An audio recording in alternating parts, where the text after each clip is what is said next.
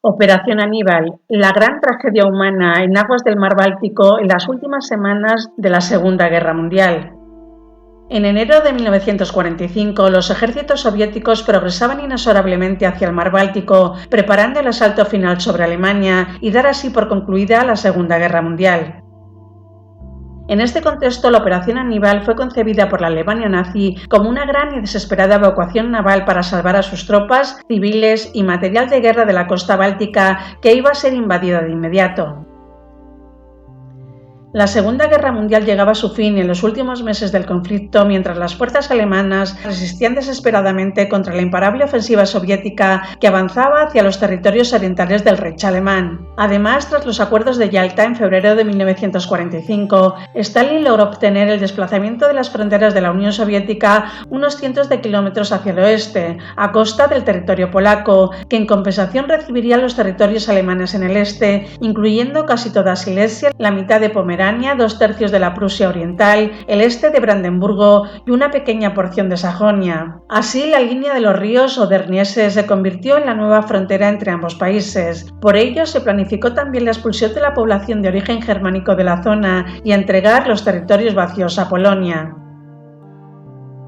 La invasión de Prusia Oriental comienza el 12 de enero. La ofensiva culmina con el cerco de la región 11 días después, dejando a miles de soldados y más de 3 millones de civiles alemanes atrapados en la zona. La huida de cientos de miles de refugiados, mujeres, niños y ancianos, abandonando sus hogares, se torna dramática y desesperada para escapar del avance soviético debido al invierno de temperaturas glaciales, soportando hasta menos de 25 grados centígrados, la amenaza constante de la aviación y los tanques rusos y la falta de medios de transporte. Con todo, los refugiados tratan de llegar a los puertos del Báltico para evacuar hacia el oeste, pero las bajas por frío, hambre, enfermedades y acción de guerra se cuentan por cientos de miles.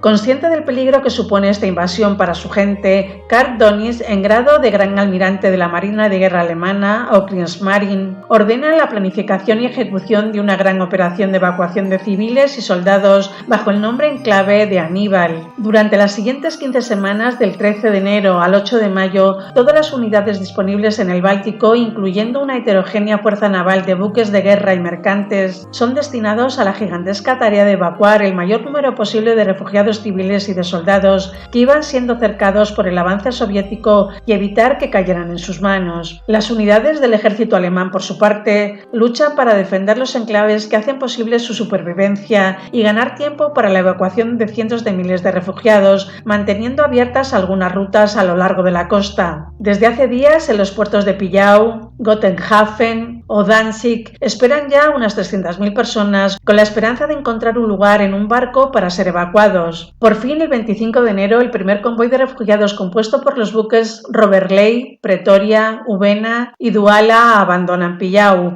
A bordo, alrededor de 25.000 heridos y refugiados que alcanzan sin sufrir ataque el puerto de Kiel. El 27 de enero, el embarque de más de 60.000 refugiados comienza en el puerto de Gotenhafen, bajo una caótica situación que impide su adecuado control y registro. Los buques que salen sobrecargados de gente y sin los suficientes medios de salvamento para el caso de una tragedia son el Kaparkona, el Deutschland, el Hansa, el Potsdam, el Wilhelm Gustloff y el buque de apoyo de balleneros Walter Rau. Pero la tragedia se cernirá sobre el Wilhelm Gustloff,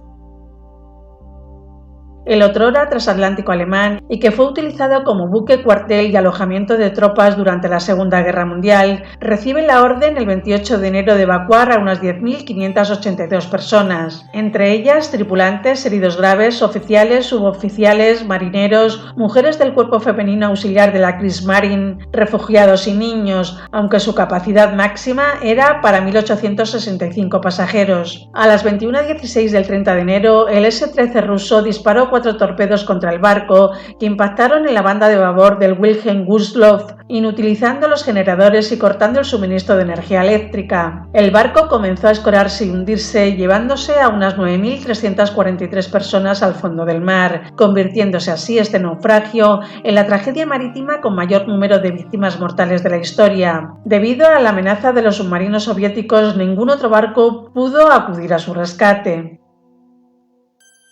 Durante febrero, casi todas las rutas terrestres defendidas por los restos del tercer ejército panzer alemán son cortadas por el ejército soviético. Otro buque, el barco hospital General von Steuben, es hundido por otro submarino soviético, dando como resultado casi 4.600 muertes. En marzo, el ejército soviético consigue cortar todas las rutas terrestres de los alemanes, dejando el mar como única vía de escape. Los alemanes luchan por evacuar a miles de civiles y soldados atrapados en las ciudades en medio de bombardeos aéreos y una capacidad limitada de los puertos. En abril, la falta de combustible y municiones obligó a los barcos de guerra alemanes a inmovilizarse. Los refugiados son transportados en pequeñas embarcaciones a buques mayores bajo la cobertura de artillería antiaérea. El MS Goya también es hundido por el torpedo de un submarino soviético con unos 6.000 refugiados a bordo.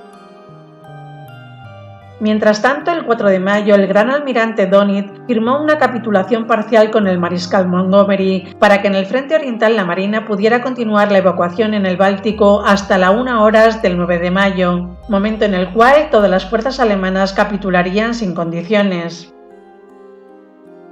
Antes de que eso sucediera, se habría de producir otra gran tragedia marítima, igualmente en medio del Báltico. El Cap Arcona fue antes de la guerra un lujoso transatlántico apodado la Reina del Atlántico Sur y único tres chimeneas de la Marina Mercante Alemana, cuya silueta asemejaba al Queen Mary y que operaba en la línea entre Hamburgo y Sudamérica. En su interior ningún detalle estaba dejado al azar: mobiliario de excelente factura, suite real, camarotes victorianos, jardín de invierno, gimnasio y cancha de tenis. Durante 12 años el Cap Arcona realizó ininterrumpidamente los fabulosos cruceros que le dieron reputación. En 1933 era el orgullo del Tercer Reich y navegaba con bandera nazi por todos los océanos. Pero al estallar la guerra tras la invasión a Polonia, el vapor fue amarrado al muelle en el puerto de Danzig, Eugedanz, y utilizado como vivienda flotante de la Kriegsmarine y más tarde como buque de transporte al servicio de esta. Así, durante la Operación Aníbal transportaría en 3 viajes a 26.000 refugiados, prisioneros, heridos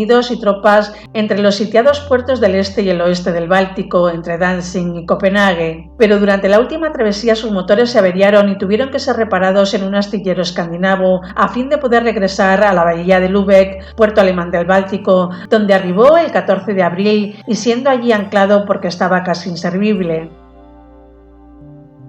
Pero ese mismo día, Heinrich Himmler, oficial de alto rango de las SS, dio la orden de no dejar ningún prisionero del campo de concentración de Neuengamme vivo en manos de los aliados para que las atrocidades de los campos de exterminio quedaran ocultas para siempre y evitar juicios futuros. Este campo era el más grande de Alemania, a 25 kilómetros de Hamburgo, y aunque los aliados se lo encontraron vacío cuando llegaron el 4 de mayo, había albergado unos 106.000 deportados de todas las nacionalidades, especialmente franceses y rusos. Pero la eliminación de los cuerpos en los crematorios era demasiado lenta, así que decidieron sacar a los deportados por las carreteras y someterlos a infernales marchas a pie hasta el puerto de Lübeck. Las caminatas de la muerte adquirieron dimensiones trágicas y constituyeron para las SS en esos últimos días de la guerra un medio terriblemente eficaz de exterminar a los últimos supervivientes de los campos de concentración. Muchos detenidos fueron pasados por las armas o asesinados en las cunetas de un disparo en la nuca, pero algunos lograron resistir a los golpes, la sed y el hambre, esperando al fin de la guerra que veían ya cerca para salir del infierno. Sin embargo, la intención de los dirigentes nazis, que buscaban a cualquier precio un modo de borrar la huella de los deportados, era que los supervivientes que llegasen al puerto de Lübeck fueran amontonados y embarcados en el Cap Arcona,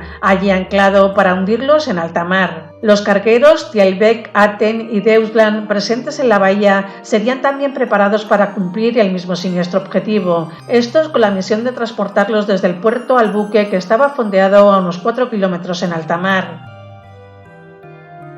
El 18 de abril, las SS informaron a los capitanes de la operación especial que se estaba preparando. En principio, estos se negaron, pero tras la amenaza de ser fusilados, finalmente optaron por colaborar. Entre el 19 y el 26 de abril, más de 11.000 prisioneros llegaron a pie al puerto de Lübeck. La Cruz Roja sueca intentó en vano negociar su rescate con Himmler, pero sin resultados. El embarque comenzó el 20 de abril. Para mayor éxito de la operación, los militares nazis quitaron todos los chalecos salvavidas, así como los bancos o las banquetas que podían utilizarse como balsas, y los guardaron bajo llave en el pañol del Cap Arcona. Durante varios días fueron subiendo a los prisioneros, hombres, mujeres y niños famélicos, también provenientes del campo de concentración de Stutthof, cerca de Danzig, en Polonia. Finalmente, a bordo se podían contabilizar 6.500 deportados y 600 guardias de las SS. Para los prisioneros la visión no podía ser más surrealista. Les hacían pasar sobre las alfombras persas y los elegantes restaurantes victorianos para en última instancia ser amontonados a razón de 20 por camarote, eso sí, sin el precioso mobiliario para poder tener más espacio. Sin embargo, rápidamente el lujoso barco se transformó en un verdadero infierno. Todos los días morían allí de 20 a 30 deportados, ya sea por enfermedad,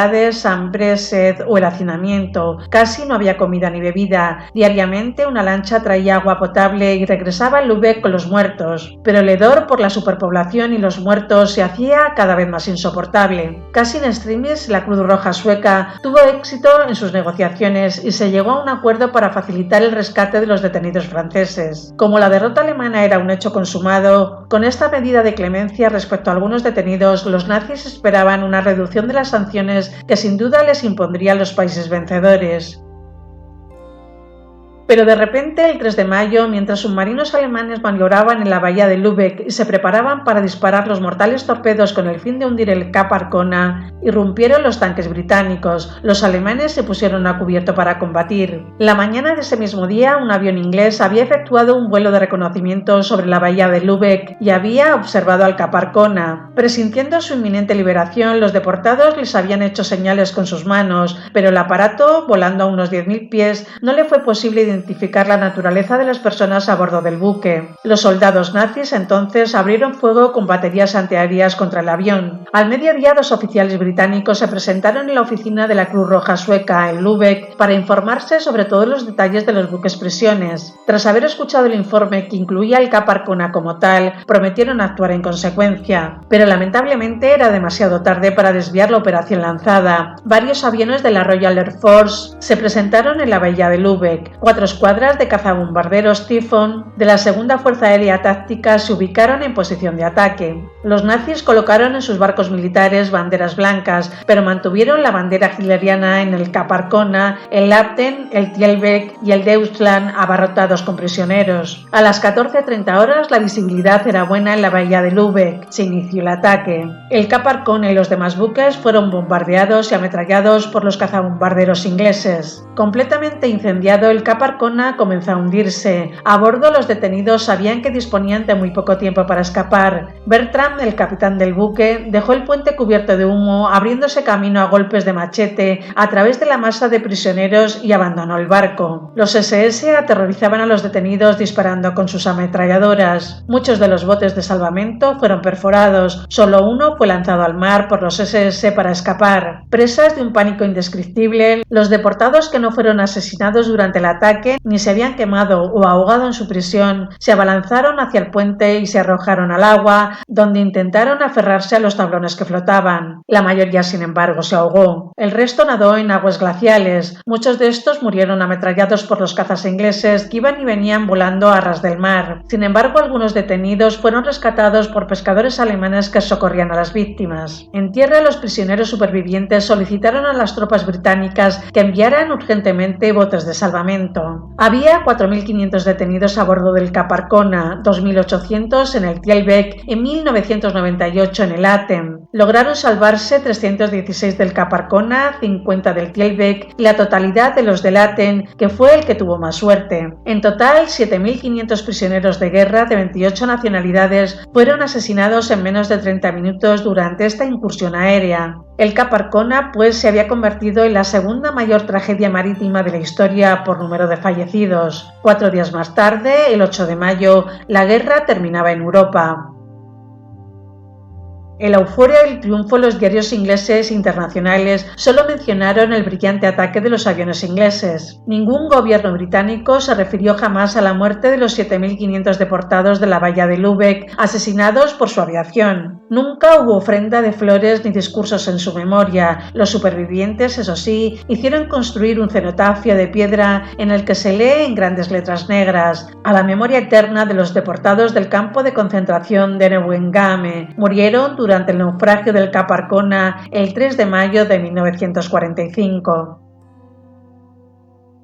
La tragedia, aún hoy ignorada por el mundo, fue, según algunos expertos, provocada a propósito por las fuerzas de las SS en el ocaso del nazismo, pero también ha sido censurada durante más de 70 años por ingleses y franceses, aunque constituye una de las mayores tragedias marítimas de la historia alemana y del mundo, junto al Wilhelm Gustloff, el general von Steuben y el Goya, ocurridos en el mismo escenario bélico con solo meses de diferencia. Las autoridades británicas explicaron más tarde que la presencia de una flotilla militar alemana junto al Cap Arcona les había inducido al error, pensando que el barco estaba ocupado por militares alemanes. En el año 2000, el historiador alemán Wilhelm Lange afirmó que los británicos sabían de la existencia de estos buques prisiones un día antes de sus bombardeos, pero que esta información nunca se había dado a conocer. Muchos oficiales de las SS del campo de Neuengamme fueron juzgados entre 1945 y 1948 por tribunales militares ingleses, pero ninguno de los muchos otros alemanes culpables o cómplices del asesinato de los deportados del Cap Arcona y del Thielbeck fue juzgado ni por una corte británica ni por una corte alemana. Los archivos de la operación sobre Lübeck no se abrirán hasta 2045. Durante las últimas 15 semanas de la Segunda Guerra Mundial, la Marina alemana llevó a cabo una operación de rescate sin precedentes para salvar a millones de refugiados de los avances del ejército ruso. A pesar de las difíciles condiciones y la constante amenaza de ataques aéreos y minas, casi 2 millones de personas fueron evacuadas en unas 1.081 embarcaciones, incluyendo a más de 250.000 que fueron transportadas en buques de guerra. Y aunque hubo pérdida de vidas en algunos de los barcos hundidos, el número de rescatados superó con creces el número de fallecidos. Esta operación de rescate de la Marina alemana es considerada por muchos historiadores como la mayor y más exitosa operación de rescate de todos los tiempos.